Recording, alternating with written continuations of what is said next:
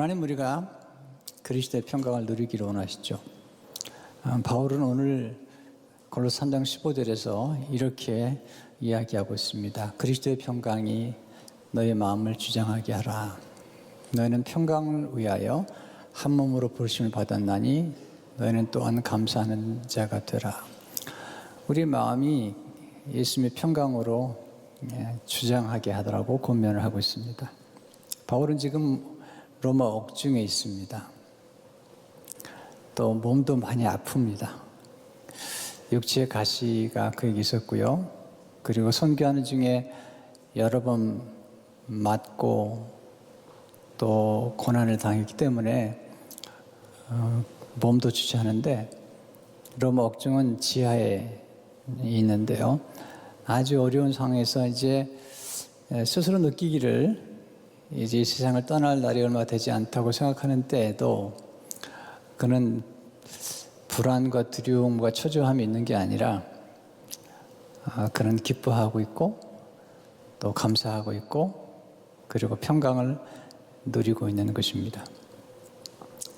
그 비밀이 뭘까? 오늘 그 비밀에 대해서 조금 말씀을 드리고 싶습니다. 첫째는 평강의 비밀은 마음의 왕자에 그리스도를 모시는 데 있습니다. 우리 예수님 영접하는 게 아주 중요하죠. 근데 예수님 영접한 다음에 더 중요한 게 있는데, 우리 마음에 예수님을 모신 다음에 우리 마음의 왕자에 예수님이 거하게 하실지, 아니면 내가 여전히 그 왕자에 앉아서 내 스스로가 마음을 다스리려고 하는 것인지. 예수 믿어도 여전히 불안하고 초조하고 두려움과 염려로 가득 찰 때가 많죠. 왜 그럴까요? 예수님이 우리 마음에서 다스리도록 허락해지지 않은 거죠. 예수님을 모시긴 했는데 환영을 하지 않은 거예요. 자, 손님을 우리가 집에 모시게 되면 손님을 환대해야 되는데 손님을 모셔놓고 무시하는 거죠. 마치 그처럼 예수님을 마음에 모신 다음에 예수님을 무시하고 또 예수님께 도움을 요청하지도 않는 거죠. 사도 바울은 우리 마음속에 누가 다스리느냐에 따라서 우리 인생은 달라진다고 이야기하면서 우리 마음에 그리스도를 모시도록, 예수님을 우리 마음의 왕자에 모시도록 권면하죠. 빌립보서 2장 5절을 보면 너희 안에 이 마음을 품으라. 곧 그리스도 예수의 마음이니. 우리 마음을 누가 다스리냐에 따라서 우리 인생은 달라지죠.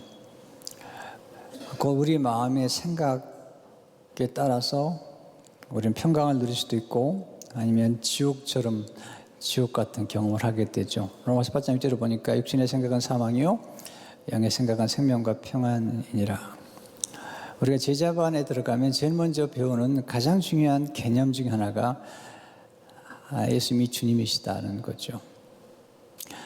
이 주님이라는 사실은 우리의 생명의 주가 되시고 우리 자녀도 우리 주님의 것이고 우리가 가진 소유도 주님의 것이라는 것을 인정하는 것입니다. 우리가 예수 믿어도 잘 안 되죠. 네. 그래서 참 어렵죠. 사실은 예수님이 손님에 불과한 거죠. 예수님이 우리 주인이 되셔야 되는데, 바울은 예수 그리스도가 우리 안에 들어오실 뿐만 아니라 예수 그리스도가 왕이 되셔야지. 천국이라는 개념은, 가장 중요한 개념은 공간의 개념보다도 누가 다스리느냐. 우리가 우리 자신을 잘 다스리지 않습니다. 생각보다.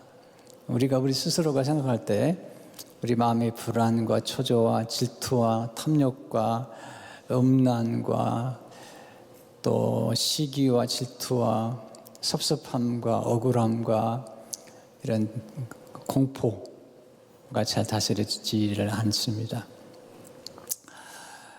그 길이 있는데 바울은 예수님에게 맡기라는 겁니다. 우리 마음을. 그래서 예수님 앞에 서렌더 하는 거죠. 그래서 예수님을 마음의 왕자에 모시고 우리는 예수님 아래서 예수님을 경배하고 예수님을 바라볼 때 우리 마음의 평화가 임한다는 것입니다. 마음은 누가 다스리냐에 따라서 우리 마음이 달라집니다. 그래서 마음은 하나님의 활동 무대이기도 하지만 앤드류 모레이는 마음은 마귀의 활동 무대이기도 하다는 것입니다. 마귀가 우리 안에 들어와서 활동하기 시작하면 그때 우리 마음속에 분노와 질투와 그리고 두려움과 공포들을 심어주는 것이죠. 그래서 바울은 오늘 예수 그리스도에게 우리 마음의 왕자를 좀 내어놓으라고, 바울이 고백하는 그런 고백 중에 하나가 내가 그리스도와 함께 못 박아 죽었다는 것입니다.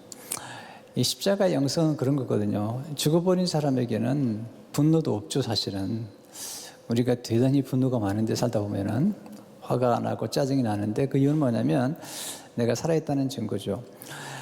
그래서 바울은 내가 날마다 죽노라 그랬어요. 그리스도의 십자가에 내 욕심도 내 분노도 못을 박는 것입니다.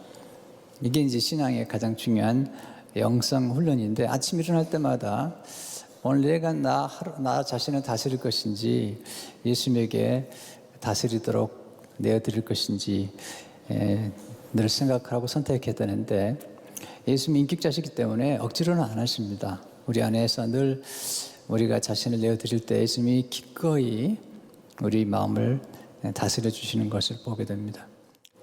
두 번째로 평화의 비밀은 마음을 그리스도의 말씀으로 채우는 데 있는 거죠. 16절을 보면 그리스도의 말씀이 너희 속에 풍성히 거하여. 사실 우리 마음은 그릇 같아요. 무엇을 담느냐에 따라서 우리 마음은 달라지죠. 우리 마음이 생명이 넘치는 샘이 될 수도 있고, 또는 우리 안이 보배를 담은 그릇이 될 수 있고, 어떤 마음은 잘못하면 오물로 가득 찰 수가 있어요. 그릇 같아서. 놀라운 건 우리 마음은 이렇게 공간 속에 빈 공간을 싫어해요. 아니, 하나님이 모든 걸 만들었는데 뭔가가 비워져 있으면 자꾸 채우려고 하는 게 이게 모든 이 하나님 만든 구조의 원리라는 겁니다. 그래서 우리 마음은 집과 같아요. 그래서 누가 그 집의 주인이냐에 따라서 모든 게 달라집니다. 여러분, 가끔 집의 주인이 바뀌면 이제 청소를 새롭게 시작하고 그리고 리모델링도 하고 그러잖아요. 또는 사업도 주인이 바뀌면 under new management라는 그런 게 써 있죠, 이렇게. 굉장히 중요한 원리들이죠. 예수님께서 빈 집에 우한 그런 비유를 말씀하시는데, 어떤 사람이 귀신 들렸어요. 그래서 귀신을 내어 쫓아줬어요. 집이 깨끗이 치워졌죠. 근데 나중에 귀신이 돌아보니까 집에 아무도 없는 거예요. 그랬더니 7마리 귀신을 데리고 들어와서 더 그 집을 더럽혔다. 그런 비유인데 제가 읽어드릴게요. 마태복음 12장 43에서 45절을 보게 되면, 더러운 귀신이 사람에게서 나갈 때 있을 때에 물 없는 곳으로 다니며 쉬기를 구하되 쉴 곳을 얻지 못하고 이에 이르되 내가 나온 내 집으로 돌아가리라 하고 와보니 그 집이 비고 청소되고 수리되었거늘 이에 가서 저보다 더 악한 귀신 7을 데리고 들어가서 거하니 그 사람의 나중 형편이 전보다 더욱 심하게 되느니라. 이 악한 세대가 또한 이렇게 되리라. 결국은 우리 안에 귀신이 들어오게 되고 또 7신이 들어오게 되면 더 악해지는 것을 보게 되죠. 마음에 우리가 뭘 쌓을 것인가? 예수님이 누가복음 6장 45절에 선한 사람은 마음에 쌓은 선에서 선을 내고 악한 자는 그 쌓은 악에서 악을 내나니 이는 마음에 가득한 것을 입으로 말함이니라. 우리 인간의 마음속에 좋지 않은 것들이 가득 찰 수 있습니다. 주님께서 주로 바리새인들 향해서 그렇게 얘기했죠. 겉으로는 굉장히 화려한 모습인데 속은 너무 더럽다는 것입니다. 그래서 마태복음 15장 18절 19절을 보게 되면 입에서 나오는 것들은 마음에서 나오나니 이것이야말로 사람을 더럽게 하느니라. 마음에서 나오는 것은 악한 생각과 살인과 간음과 음란과 도둑질과 거짓 증거과 비방이니. 우리 마음에 오물을 쌓아둘 수도 있고요. 어떤 분들은 욕을 많이 하는데요. 보면 그 마음에 욕이 가득 차서 그래요. 그래서 야단칠 필요 없어요. 왜냐하면 그분의 야단쳐도 소용없어요. 야단치면 더 욕해요. 왜냐하면 나올 게 그거밖에 없는 거죠. 우리 마음이 무엇을 채우느냐가 중요한데 하나님의 말씀으로 가득 채울 것인지 아니면 무엇을 채울 것인지. 바울은 말씀으로 채우면 곧 보배가 가득 차게 된다는 거죠. 16절의 말씀 한번 같이 읽어보겠습니다. 시작. 그리스도의 말씀이 너희 속에 풍성히 거하여 모든 지혜로 피차 가르치며 권면하고. 이 말씀이 우리 안에 충만히 거하게 되면 우리가 경험되는 게 뭐냐면 평화가 임한다는 것입니다. 하나님의 지혜 가운데 가장 놀라운 지혜는 세상과는 달라요. 성결하고 화평하다. 야고보 3장 17, 18절을 보게 되면 위로부터 난 지혜는 첫째 성결하고 다음에 화평하고 그 다음에 관용하고 양순하고. 이게 다 이제 관용이라는 게 그 사려 깊은, 또 양순하다는 게 순종하는 거예요. 말씀이 있을 때 순종이 옵니다. 순종하지 않으면 평강이 가득 차지 않습니다. C.S. 루이스가 그런 얘기를 해요. 자연을 좀 배워라. 이 자연은 창조주 앞에 순종함으로 늘 평화롭지 않느냐. 근데 인간은 불순종하잖아요. 그래서 완악해지고 마음에 평강이 없는 거죠. 그러니까 말씀에 순종하는 게 믿음인데요. 말씀에 순종하게 되면 우리 마음속에 평강이 넘치게 됩니다. 우리 하나님의 사람들이 말씀으로 충만해지게 되면 놀라운 변화를 경험하게 되는데, 그때 우리 마음속에 순종의 강이 흘러넘치게 되면 그 평강을 경험하게 됩니다. 세상이 주는 평강은 오래가지 않습니다. 예수님이 주신 평강이 진짜인데요. 요한복음 14장 17절을 보게 되면 평안을 너희에게 주노니 그 나의 평안을 너희에게 주노라. 내가 너에게 주는 것은 세상에 주는 것과 같지 아니하니라. 너희는 마음에 근심하지도 말고 두려워하지도 말라. 세상에 주는 평안이 있잖아요. 모조품이죠. 보세요. 세상에 주는 것들은 뭔가 세상에 주는 모든 것들은 원품이 있는 걸 알아야 됩니다. 세상이 다 평안을 주지 않아 약속하죠. 예를 들자면 돈이나 권력을 당신이 돈과 권력을 가지면 평안할 거라는 거죠. 그리고 이제 뭐 돈이 필요하긴 하지만, 그러나 돈이라는 것은 가지면 더 갖고 싶은 바닷물처럼 마시도록 더 갈증을 느끼기 때문에 나중에 이제 이 돈에 미치게 되면 자식도 없습니다. 그러니까 세상에 주는 모든 것들은 평강을 주는 것 같지만 모조품에 불과하고 반드시 나중에는 망가뜨리는 것입니다.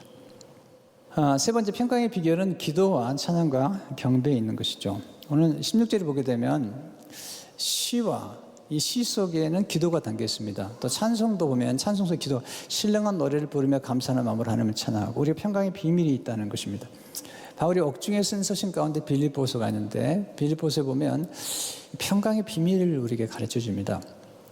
아주 유명한 말씀이고 제가 자주 인용하는 말씀이고 여러분도 잘 아는 말씀인데, 빌립보 4장 6절 7절을 보게 되면 한번 같이 읽어보겠습니다. 시작. 아무것도 염려하지 말고 다만 모든 일에 기도와 간구로 너희 구할 것을 감사함으로 하나님께 아뢰라. 그리하면 모든 지각에 뛰어난 하나님 평강이 그리스도 예수 안에서 너희 마음과 생각을 지키시리라.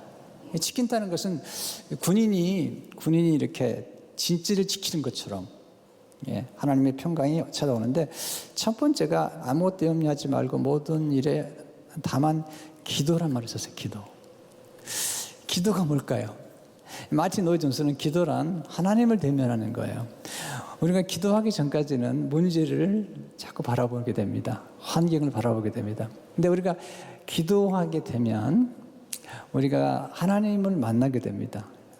이 하나님은 어떤 분이시냐면 지각에 뛰어나신 하나님이기 때문에 우리의 모든 문제를 하나님이 해결할 수도 있고 역전시킬 수도 있는, 우리가 생각할 때 이건 심각한 문제야, 이게 실패, 이제 인생이 끝났구나, 그게 아니라 하나님의 이 섭리 가운데는 놀라운 지각을 가져서 우리 인생에 가지고 있는 모든 어려움들을 이렇게 드라마틱하게 역전시켜 나가기도 하고, 우리가 과거에 만났던 만남이나 어떤 심지어는 실수까지도 바꿔놓는 거죠.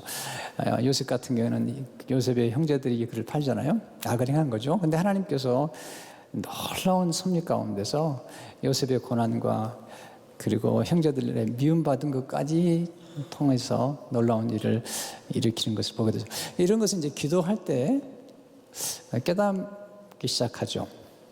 그래서 히브리서 4장 16절을 보게 되면, 그러므로 우리는 긍휼하심을 받고 때를 따라 돕는 일을 얻기 위하여 은혜의 보좌 앞에 담대히 나아갈 것이니라. 하나님은 너무 탁월하시기 때문에 우리가 보지 못하는 걸 보고 계세요. 문제 속에 기적을 보게 되고요, 위기 속에 기회를 보시기도 하고요, 그리고 고난 속에 하나님의 영광을 보기도 합니다. 바울이 육지에 가시 계셨잖아요. 근데 하나님 뭐라고 말씀하시면, 내가 약할 때 그리스도의 능력이 임한다는 겁니다. 이게 약한 게 축복이라는 것입니다. 이게 이제 바울이 경험하는 것이죠. 우리의 슬픔 때문에 어떤 환희를 경험하게 되는, 시편 30편 11절을 보게 되면, 주께서 나의 슬픔이 변하여 내게 춤이 되게 하시며 나의 베옷을 벗기고 기쁨으로 띠띠우셨나이다. 이 문제 많은 세상에서 평강을 누리는 길은 기도밖에 없습니다. 무릎기도라는 서신을 썼는데, 저는 예수 믿고 나서 지금까지 무릎기도를 드리고 있습니다. 이 무릎기도를 드리게 되면, 하나님 앞에 무릎을 꿇게 되면 엎드리게 됩니다. 이 엎드리는 자세가 참 중요합니다. 하나님 앞에 겸손히 바짝 엎드리는 겁니다. 인생을 내 힘대로 안 되는 것입니다. 내 뜻대로 안 되는 것입니다. 내가 문제를 해결할 수 있으면 되지 않습니다. 엎드리면 삽니다. 엎드리면 하나님이 평강을 주시는 거예요. 늘 엎드립니다. 하나님이 도와주시면 보이지 않는 길이 보입니다. 불가능한 게 가능해집니다. 엎드린다는 것은 하나님 앞에 서렌더하는 것입니다. 내 모든 문제를 하나님께 내어 맡기는 것입니다. 하나님 앞에 바톤 터치를 하는 겁니다. 내가 문제를 가지고 씨름했던 걸 하나님께 넘겨드리는, 그때 놀라운 걸 경험하게 되는데, 평강입니다. 평강. 놀라운 평강을 경험하게 되고, 또 하나는 이제 엎드려 경배하는 가운데 놀라운 영감을 받게 됩니다. 이 하나님의 상상할 수 없는 영감을 많이 경험하게 되고, 그리고 하나님의 눈으로 놀라운 것을 보게 됩니다. 여러분이 어려움을 겪을 때 찬양과 경배가 참 중요합니다. 또 아까 말씀드렸는데, 기도라는 것 중에 회개하는 기도가 있습니다. 우리 안에 있는 이 오물들, 이 분노와 더러운 것들과 이런 것들을 이렇게 씻어내야 됩니다. 이게 이제 회개하는 것인데, 회개하게 되면 우리 마음에 평강이 옵니다. 왜냐하면 더러운 것들이 다 나가기 때문이에요. 여러분, 하나님은 우리에게 주시는 평강 중에 거룩이라는 게 있는데, 그것은 불편하게 생각할 게 아니라요, 한번 생각해 보세요. 더러운 게 얼마나 불편합니까? 집안에 쓰레기 가득 찬 생각해 보세요. 여러분, 진짜 불편합니다. 우리 마음속에 있는 더러운 죄악들을 고백하고 인정하고, 그러면 우리 마음속에 평강이 깃들기 시작합니다. 회개라는 것은 연약한 사람이 하는 게 아니라니까요. 지혜롭고 용기 있는 사람이 하는 겁니다. 그리고 믿음을 가진 분들이 하는 겁니다. 왜냐하면 우리가 회개하게 되면 하나님께서 우리 죄를 용서하실 뿐만 아니라, 우리 마음속에는 아까 말씀드린 그 더러운 귀신들과 이 더러운 것들을 다 내보낼 뿐만 아니라, 회개한 다음에 예수님을 우리 마음속에 충만히 모시게 되고, 성령이 충만하게 되고, 그리스도의 말씀이 충만하게 되는 것입니다. 언어라는 게 참 중요하잖아요. 내 찬양하게 되면, 또 이렇게 악기로 연주하게 되면 놀라운 일들이 벌어집니다. 사울 왕이 악귀가 들렸잖아요. 그때 다윗이 와서 수금을 타니까 귀신이 떠나가거든요. 이 찬양이라는 것은 굉장한 능력을 가지고 있습니다. 역대에 보게 되면 여호사밧 왕이 큰 군대가 들어오니까 그냥 찬송을 부르고 전쟁터에 나갔더니요, 하나님이 기적을 베풀어 주시는 거예요. 승리를 가져오게 됩니다. 우리가 사울 처음에 사울이 했던, 나중에 바울이 된 사도 바울이 빌립보 감옥에 가서 착한 일을 했습니다. 악한 귀신 들린 여정을 쫓아내는데 그 일 때문에 감옥에 들어갑니다. 억울한 일이죠. 그런데 감옥에 들어가서 그게 아니라 몸도 많이 맞고 착한 일 하다가 억울한 일 당했는데 거기서 하나님을 찬양하고 기도합니다. 하나님 찬미하고 기도했더니 문이 열립니다. 옥문이 열리고 매인 것이 풀립니다. 근데 거기서 사도 바울이 그 옥문이 열렸지만 나가지 않습니다. 왜냐하면 바울에게 있는 기적은, 그가 기도하는 가운데 경험한 기적은 옥문이 열린 게 아닙니다. 나중에 그 빌립보 감옥의 간수장이 마음의 문을 열고 예수님 영접하는데 그 전도의 문이 열린 게 기적입니다. 이게 이제 하나님의 역사죠. 그러니까 바울이 지금 로마 옥중에 있지만 그는 기도하고 참여하는 중에 로마 군인들에게 복음을 증거하고, 그리고 로마가 결국은 복음화되잖아요.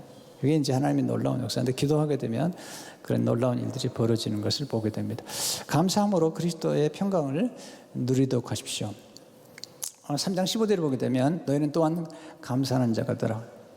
세 번이나 반복하고 16절을 보게 되면 감사하는 마음으로 하나님을 찬양하고, 17절 또 무엇을 하든지 말이나 일이나 다 주 예수 이름으로 하나님 예수 이름으로 하고 그를 힘입어 하나님 아버지께 감사하라. 감사가 참 중요합니다. C.S. 루이스는 감사는 즐거움의 완성이다 말을 썼어요. 우리가 즐거움이 생기잖아요. 평강 가운데 그때 감사할 대상을 찾게 되죠. 하나님과 또 우리가 감사할 수 있는 사람을 찾게 되는데, C.S. 루이스도 그런 말 하고요, 체스터도 그런 말 하는데, 이 무신론자들의 비극은 무엇일까?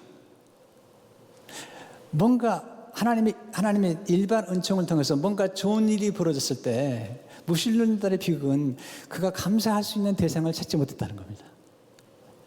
네, 우리 그리스도인들은 감사한 일이 있으면 하나님께 찬양을 하고 하나님께 영광을 돌리는데, 예수 믿지 않은 사람들은 그걸 모르는 것을 경험하게 됩니다. 감사의 가장 기본은 구원받은 감사입니다. 또 받은 것을 내가 받았다고 인정하는 것입니다. 어떤 감사는요, 아직 받지 않았지만 이미 받은 것처럼 믿고 감사를 하는 것입니다.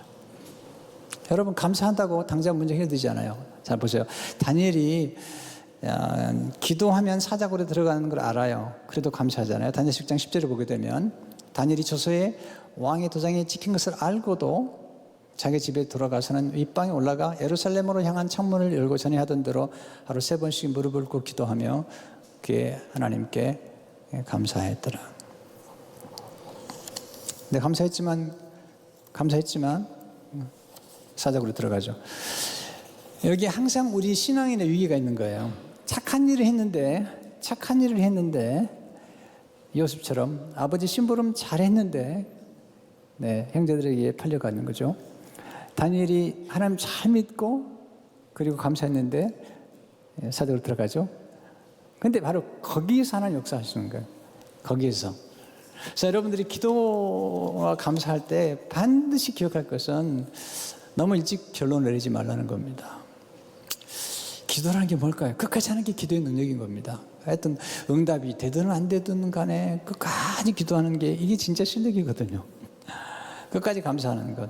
그런데 거기서 하나님의 놀라운 역사가 나타나는 것을 보게 됩니다. 성도 여러분, 우리 마음에 예수님을 모시고 다스리게 하셔야 됩니다. 그리고 마음속에 있는 여러 가지 쓰레기들, 그것들을 자꾸 비우셔야 됩니다. 이걸 우리는 회개라고 그러죠. 그리고 우리 마음을 그리스도의 말씀으로 가득 채워야 됩니다. 우리 마음이 도서관이 돼야 됩니다. 하나님 말씀의 도서관이 돼야 됩니다. 그리고 늘 시와 찬송과 찬미를 드리세요. 성도 여러분, 어떤 일이 있더라도 아직 낙심하지 마세요. 아직 게임은 끝나지 않았습니다. 다만 우리가 기도해야 됩니다. 기도하면 하나님을 대면하게 되고요. 그리고 여러분의 모든 무거운 짐들을 내려놓으세요.